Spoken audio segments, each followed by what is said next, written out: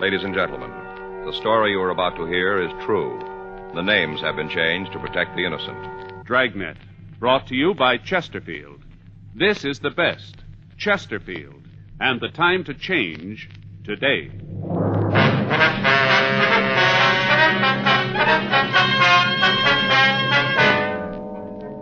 You're a detective sergeant. You're assigned a missing persons detail. You get a call that a man has failed to return to his home. There's reason to suspect foul play. Your job? Investigate. This is the best, Chesterfield, and the time to change today. In choosing your cigarette, be sure to remember this. You will like Chesterfield best because only Chesterfield has the right combination of the world's best tobaccos. Tobaccos that are highest in quality, low in nicotine, best for you. All of us smoke for relaxation, for comfort, for satisfaction. And in the whole wide world, no cigarette satisfies like a Chesterfield.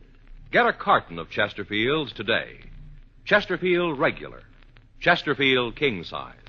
Both at the same price in most places. This is the best, Chesterfield, and the time to change today. In regular or king size, you can get 'em either way. The best smoke ever made's the Chesterfield you buy today. Smokers coast to coast are changing, it's a cinch to do. Here's all you have to say to get the one that's best for you. Chesterfield's for me, Chesterfield's for me. You just say it's Chesterfield's for me.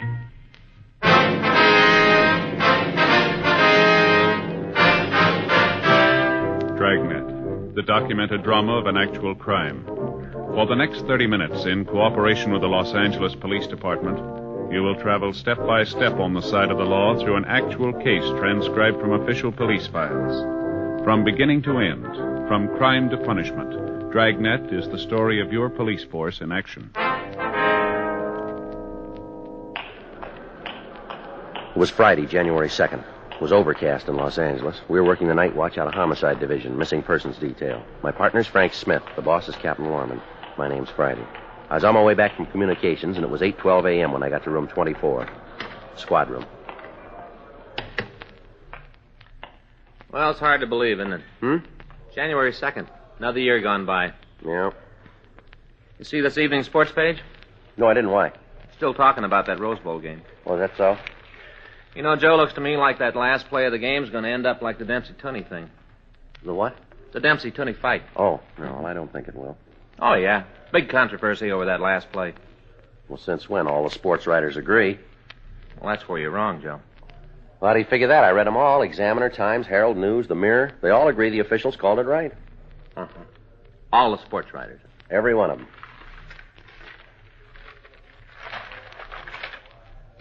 Apparently you haven't seen this. I've never seen that paper before in my life. No, that's where you're wrong, Joe. All the writers don't agree on that last play, see? Finchley Crockett, right there, you can see for yourself. Who? Finchley Crockett. Who's he? Only the sports editor, that's all. Well, the editor of what? What paper is this?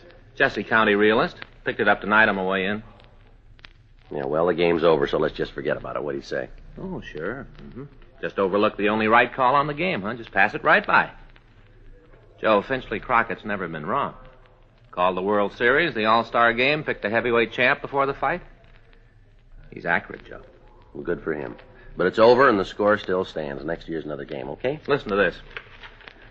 I'm going to read this column to you. The Bird Says by Finchley Crockett. What's the name of the column? The Bird. Bird Crockett. Who? Well. Oh, I forgot to tell you. When Crockett played for the Trojans, his nickname was the Bird. I don't remember anybody by that name playing for USC. No, Joe. JCU. Jesse County Trojans. Oh, yeah, sure. Now listen to what he says.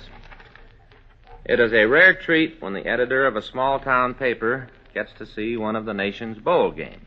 But your editor was so treated this week at the county seat. As you all know, the new television transmitter is now operating, and it is a rare treat. As you know, there's nothing like being at the game, but it is a rare treat when the editor of a small-town paper gets to see one of the nation's bowl games. He's a real great guy, Joe. Yeah. And in closing, yours truly would like to go on record and say that the last play of the game was a complete mystery to me. Go ahead. Go ahead. That's it, Joe. He made his point. That's all there is to the entire column? Well, that's it. It proves that all the sports writers didn't agree on the last play of the game. I get it. Missing persons, Friday. Yes, ma'am. That's right. All right, we'll be right out. No, ma'am. Right away. Bye. What do you got? Missing husband. Yeah. Wife says he and another man went out this afternoon. He's over 3 hours late getting home. It's kind of early to start worrying, huh? No, not the way she puts it. What do you mean? Well, the fellow with him. Yeah. Her husband was going to have him put in jail.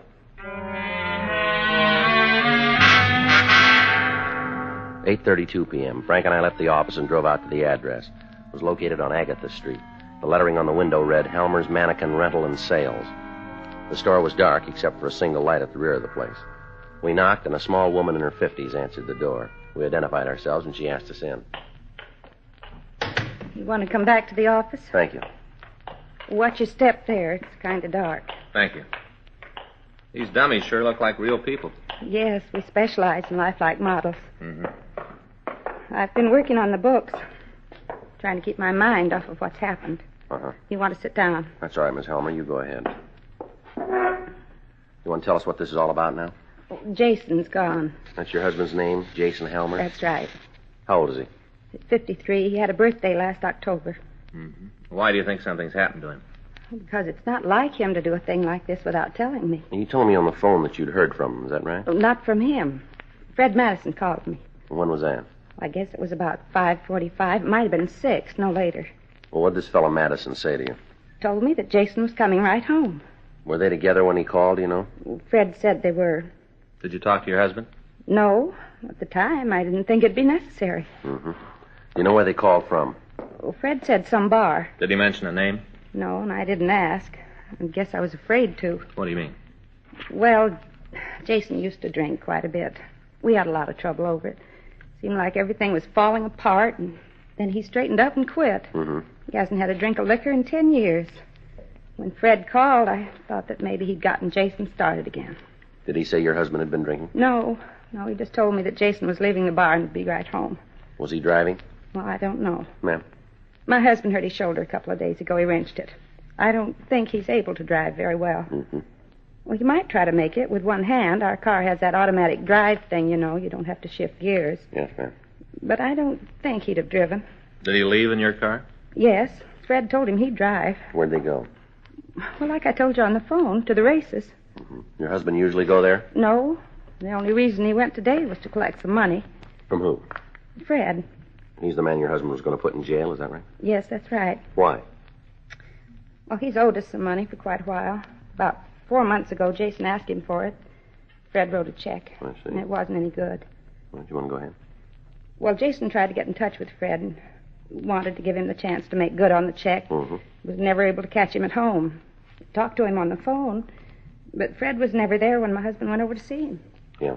Jason told him to have the money this morning or the bad check would be turned over to the police. Uh-huh. Well, Fred showed up here this morning. We thought he'd come to pay the money, but he told us he didn't have it. And Jason said there wasn't any reason to spend more time on it, said they might as well go to the police. Mm-hmm. That's when Fred told us that he could get the money out at the racetrack. He wanted Jason to drive him out there. Is that what happened? Yeah. But first Jason didn't want to, you know, with his sore shoulder. Yes, ma'am. He told Fred to take a bus. Fred said he didn't have any money and begged my husband to drive him, told him how he'd pay the money he owed and have enough to get home. Yeah. Well, they left here about 11. Did this Fred Madison say who he was going to get the money from? No, just that it was some friend. Can you give us a description of your husband's car? Yes. I've got the license number, too, if you want it. How about a description of both men? Well, I can give you that. All right, Miss Allen. Sergeant, Yes, ma'am. you've been through this kind of thing before. You ought to know. What's that? About Jason. Do you think he's all right? Well, I wouldn't know, Miss Helmer. We'll try to find out. We've been so close the last 10 years, ever since he stopped drinking. I guess that's what I'm afraid of more than anything else. Him starting up again. Yes, ma'am, I can understand. Do you think he might have started up again? Well, I wouldn't know that either, but I'd say things might be in your favor. Well, how's that? Well, 10 years is a long time. Yeah? Good habits are hard to break, too.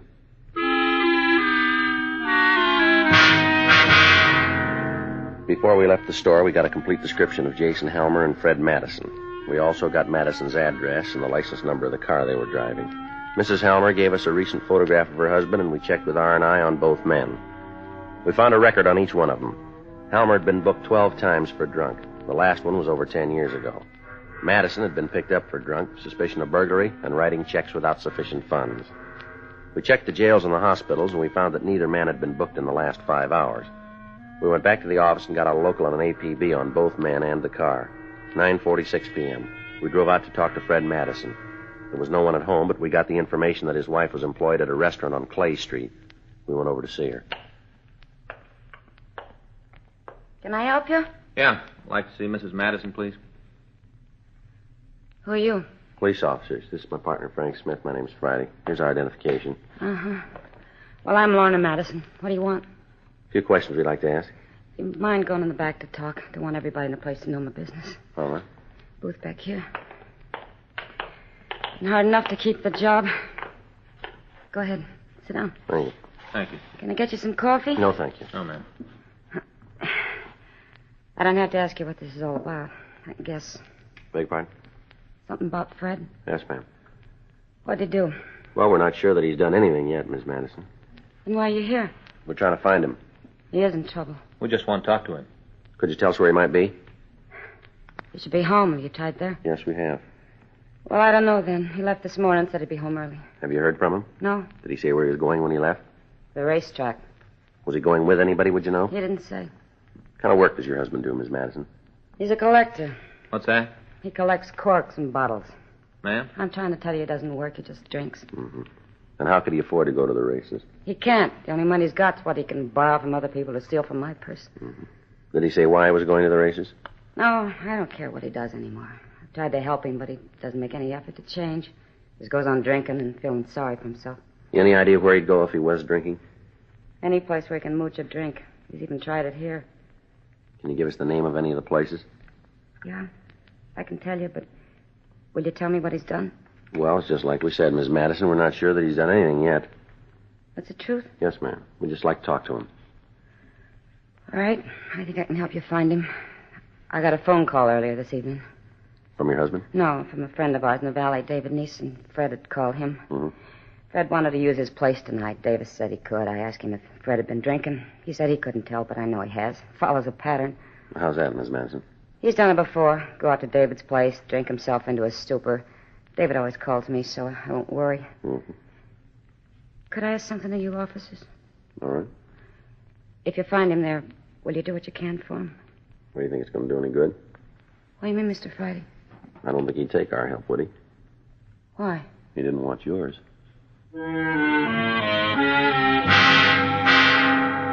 Miss Madison gave us the address of the place where her husband was supposed to be. We also got the address and phone number of David Neeson. We put in a call to him, but he hadn't heard from Madison.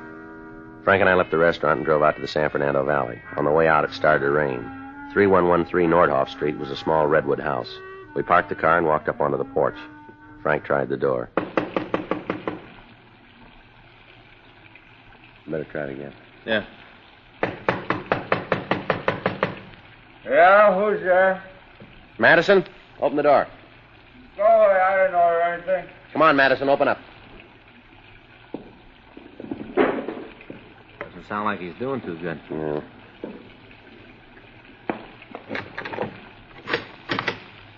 What do you want? Let's talk inside. Well, sure. Wouldn't keep anybody out in a night like this. Come on in. Police officers. Yeah. Well, let's go over by the fire, huh? It's cold out here in the middle of the room. You Fred Madison? Well, that's what you called me when you pounded on the door. That's right. You friends of Dave's? We've talked to him. He's a nice fellow, old Dave. This is his house, you know. Yeah, we know. Nice place. Roof's tight, good bar. He's a great friend, old Dave. Mm-hmm. Come on, get out. Yeah, How you fellas like a drink, huh? You know, something to keep the chill out? No, we don't want one. We think you've had enough, too. Well, how about you, mister? No, thanks. Okay. But don't say I didn't try Put to... the glass down, Madison. We're going to have enough trouble answering our questions as it is. Well, that's just where you're wrong. Is that right? Yeah. One thing everybody says about old Fred, he can handle his booze. You've never seen old Fred swinging. Put that glass down. Okay. I'd like to cooperate. Mind if I sit down? Here, I'll help you. Sit right here. All right. Old Dave ought to get some cushions for these benches. All Yeah, right. you want to start talking now? Whenever you're ready. What'd you do today? All day? That's right. Nothing. Absolutely nothing. Where'd you go? Took a little ride out to the track. Races? Yeah, took a little ride. Did you go by yourself? I said, did you go to the races by yourself? Well, as a matter of fact, I didn't. Who'd you go with? Friend of mine. What's his name? Well, you don't know him. Give us his name. Jason Homer. Tell us what happened. Well, nothing. We drove out there and saw the horses. Did you make any bets? No. Then why'd you go? I like horses. You know that's not the reason. Now, come on. Okay, I went out to collect some money. From who? Why are you asking all these questions? Did you get the money? Yeah. What'd you do with it? I don't think that's any of your business. You do anything wrong with it? No. Well, then you don't mind telling us, do you? Pay the bill. To who? Jason. How much you owe him? $100. Listen, I don't like all these questions. The way you guys came in here, I don't like it at all. I don't think I'm going to answer anything more for you. I think you are. Now, where'd you go after you left the track? Come on, Madison. Told you, drove out to the valley. Halmer go with you? Yes, he did. Who drove? Me. Jason has a sore shoulder. All right. We stopped at a bar, had a couple of drinks. Homer was feeling pretty good that he got paid. How about Halmer? Did he have anything to drink? Who? Halmer. Yeah, a couple. What was the name of the bar? What? The bar. What's the name of it? Well, I don't know. You stopped at a place and you don't know the name of it? That's the way it is. It doesn't matter what name's on the outside anyway, just what's on the bottles. That's what's important. All right. What happened then? Jason said he had to go home. He wanted me to call his wife and tell her he was on the way. Did you? Yeah? What time was that? Oh, I guess about 5:30, someplace in there. Yeah. Oh, we sat around and had a couple more, and then he left. You stayed on after Halmer left, huh? Yeah. Who paid for the drinks? Well, who do you think? Me. How much money did you collect out at the track? $100. Collected it and then paid Jason. All right, let's see your wallet. Why? Come on, get it up. How much money have you got? I don't know, not much. Well, take a guess, will you? $20, $30. All right, open your wallet and count it. Well, it might be better if you did. I said you count it. Okay, but don't get mad at me if I do it wrong. We'll try not to. All right. Let's see, there's 10, 20, 25, 26, 27. $27. That and the change I still got in my pocket. You want me to count that, too? Never mind. Well, I'll be glad to do it for you. Let me see your wallet. Well, certainly. Here you are. You keep the money. All Now give me right. the wallet. That wallet's a present from my wife. Mm. Real nice. A Cordovan leather. Yeah. Not a stitch in it, all folded. Okay, here. Put it back in your pocket. Yeah, thank you. Where'd you get the money, Madison? From in my wallet. Before that. I had it. Since when? This morning. I won't hold. Why? We got it that you were broke this morning. Oh, I got it now. Now I have got it. You have, huh? You think I'm a thief, isn't that it? We'll let you tell us. No deal. Huh? I didn't steal it. All right, then where'd you get it? From my bank.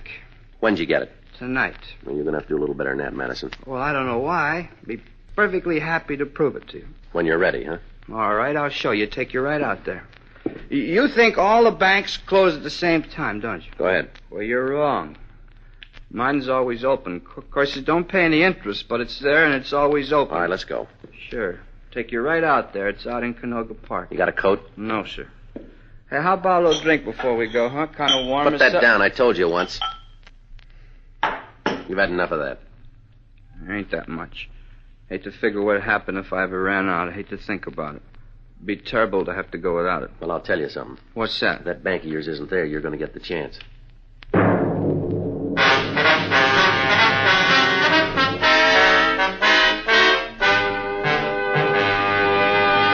You are listening to Dragnet, the authentic story of your police force in action. All of us smoke for relaxation, for comfort, for satisfaction. And in the whole wide world, no cigarette satisfies like a Chesterfield. You smoke with the greatest possible pleasure when your cigarette is Chesterfield. Only Chesterfield gives you the right combination of the world's best tobaccos. Tobaccos that are highest in quality, low in nicotine, best for you. Get a carton of Chesterfields. Chesterfield Regular, Chesterfield King Size. Both at the same price in most places. It's America's most popular two-way cigarette. This is the best. Chesterfield. And the time to change, today.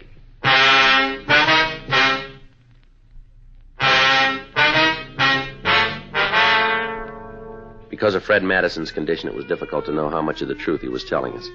We went back to the car and started to drive toward Canoga Park. On the way, we stopped and put in a call to Mrs. Helmer. Her husband still hadn't returned. Madison directed us to drive to a ranch-type house on Kelvin Avenue. By the time we got there, it had stopped raining. We parked the car and walked up to the house. There were no lights on and no answer when we rang the bell. All right, Madison, you through playing games now? Bank shot in the backyard. What? Backyard. There's a barbecue out there. Bank's a tin can near there. All right, show us. Sure. I used to live in this house. That's so. Yeah, I always figured that someday I was going to need some money. One time I just went out and buried some. Figured there'd be a time when I was going to need it. Yeah. And it's a tin can near the barbecue. What time are you here today? Well, I don't know. I don't have a watch. Haven't got any idea, huh? Sorry. That catch is kind of tricky. You got to pull it towards you. I always meant to fix that when we lived here. All right, now where's the barbecue? Well, one of you got a flashlight? Now, let me have it. You tell us where you want it pointed.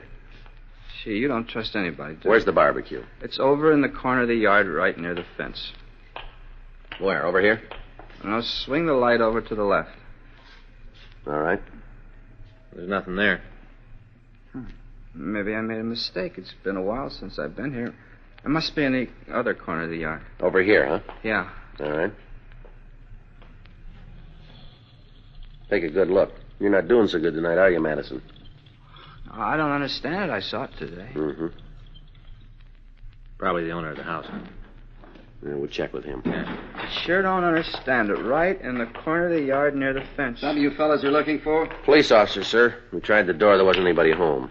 You want to tell me what this is all about? You live here, do you? That's right. What are you looking for? You know anything about a barbecue pit in the backyard here? Yeah, why? You want to tell us where it is? I tore it down 3 months ago. We returned Fred Madison to the office for further interrogation. Frank and I attempted to talk to him without result. He said he couldn't remember where he'd gotten the money. He couldn't tell us where Jason Helmer was. We put in a call to the missing man's home, but he still hadn't returned. We rechecked the hospitals and the jails without result. 1:14 a.m. We were ready to give it up for the night. Frank went over to the office, and I got Madison ready to leave. You going to take me to jail now? You called it. Come on. Joe. Hold it up, Madison. What do you got? A call just came in about Helmer's car. Yeah. They just found it. While men from the business office took Madison over to the main jail for booking, Frank and I drove out to the valley again. Helmer's car had been found about a mile off Topanga Canyon Boulevard on Farview Road. It was back off the road and partially hidden by the trees. When we got there, a radio car was standing by. We talked to the officer. Take a look at the back. Stuff on the ground there. I covered it with the boxes in case it started to rain again. That's good. These stains here on the ground, I don't know if they're going to mean anything. You got anything we can use to open this trunk? I'll check our car. All right. What do you think? I don't know. Better get in touch with the crime lab, have them come out and go over the place. Yeah. Yeah. I got something. Try this. Mm-hmm. Thanks. Can you get it? Put that light over here, will you? Yeah. How's that? That's better. Need some help? No, I think I got it here. Once more ought to do it now. Yeah, there we are. Let's get it open now.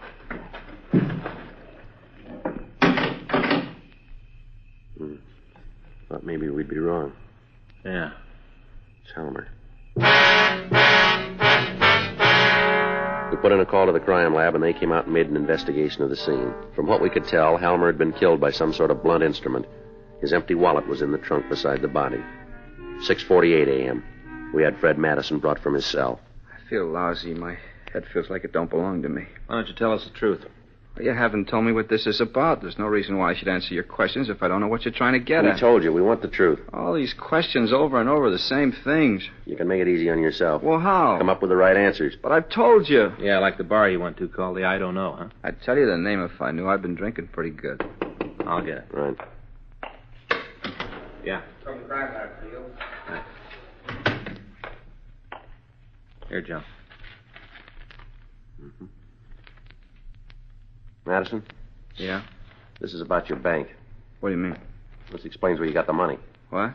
When you took the currency from Halmer's wallet, you left 3 perfect prints on one of the celluloid envelopes. You mean something has happened to Halmer? You tell us. Come on, you can drop the bluff. These prints are enough to indict you. You want to tell us? He was going to send me to jail. I didn't get the money at the track. I tried to get him to give me some more time. Yeah. I was so righteous about it, said I had enough time. He was going to go to the police. Mm-hmm. I pleaded with him, but he wouldn't listen. It happened real quick. Maybe if I hadn't been drinking, it might not have been this way. I don't know. Yeah. I started to think about the big trouble was in. I figured it was on account of money. Is that right? There really was a guy at the track, you know. He was going to lend me the money to pay Homer. Mm-hmm. If he'd have loaned me the money, it would have solved everything. What was another way? What do you mean? That money owed Halmer? Yeah. You could have worked for it.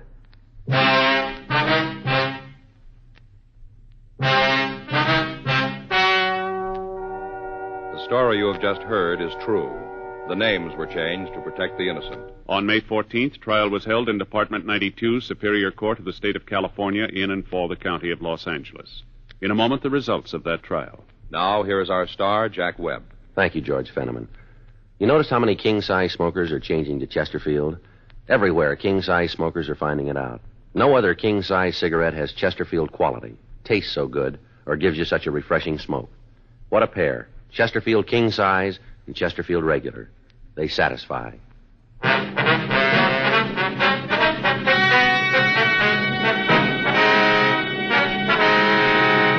Frederick Carson Madison was tried and convicted of murder in the first degree and received sentence as prescribed by law. On recommendation of the jury, he was sentenced to life imprisonment in the state penitentiary, San Quentin, California.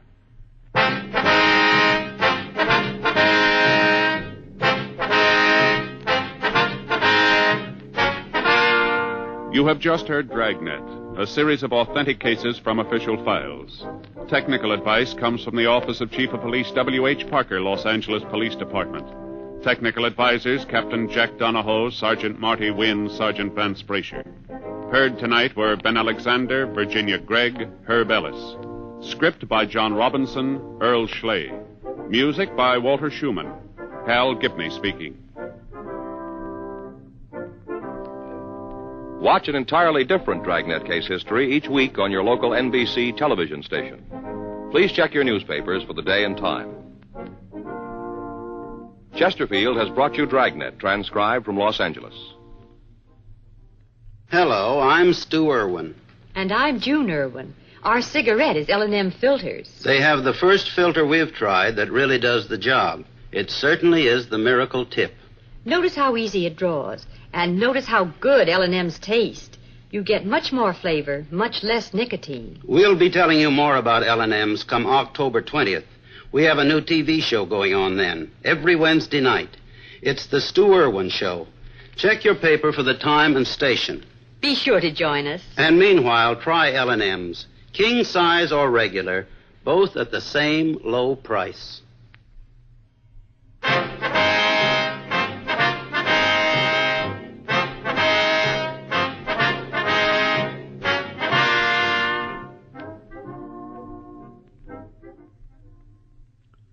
Lux Radio Theater presents David and Bathsheba tonight on the NBC Radio Network.